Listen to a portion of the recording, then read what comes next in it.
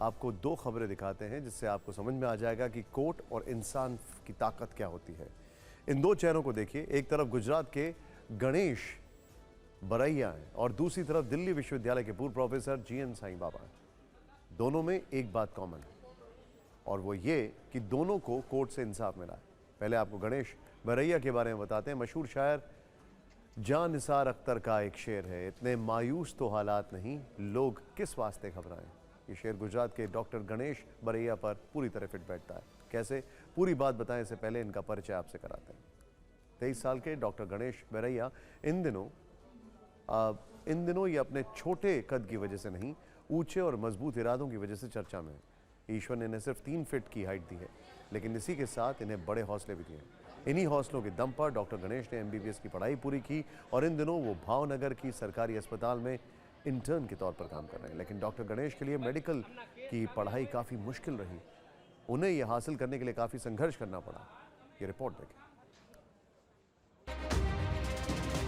बड़े हौसले वाले छोटे कद के गणेश बरैया के लिए मेडिकल की पढ़ाई बहुत मुश्किल भरी थी।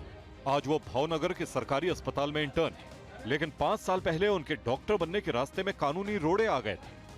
12वीं करने के बाद गणेश बरैया ने 2018 में मेडिकल की पढ़ाई के लिए नीट एग्जाम क्लियर किया, लेकिन मेडिकल काउंसिल ऑफ इंडिया यानी एमसीआई ने छोटे कद को बहाना बनाकर उन्हें एमबीबीएस करने से रोक दिया। मेडिकल काउंसिल ऑफ इंडिया उसकी कमेटी द्वारा मुझे रिजेक्ट किया गया कि आपकी 3 फीट हाइट है, इसलिए आप इमरजेंसी केस हैंडल नहीं कर सकते, तो उसने मुझे रिजेक्ट कर दिया। मेडिकल काउंसिल ऑफ इंडिया की दलील थी कि छोटे कद की वजह से Ganesh Baraiya emergency case handle नहीं कर पाएंगे। जब कद सपनों के रास्ते में आ गया, तब गणेश बरैया ने अपने विश्वास को और ऊंचाई तक पहुंचा दिया।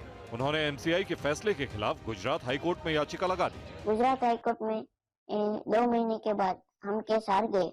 तब बहुत उदास रहा। हमने सुप्रीम कोर्ट में केस दाखिल किया और सुप्रीम कोर्ट का 2018 में जजमेंट आया कि आपको एमबीबीएस में एडमिशन मिल सकता है। 2018 में सुप्रीम कोर्ट ने गणेश बरैया के हक में फैसला सुनाया।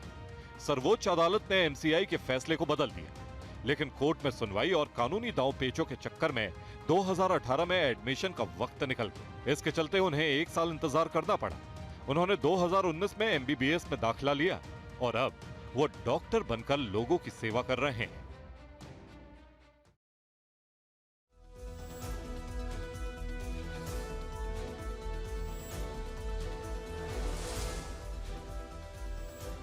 डॉक्टर गणेश बरैया को एमबीबीएस करने के लिए ही नहीं लड़ना पड़ा। पढ़ाई पूरी करने के बाद जब वो भावनगर के सरकारी अस्पताल में आए, तब भी शुरुआत में उन्हें काफ़ी मुश्किलें हुई। डॉक्टर गणेश का कहना है कि शुरू में उनकी हाइट की वजह से मरीज उनसे इलाज कराने में संकोच करते थे, लेकिन वक्त के साथ सब ठीक हो गया।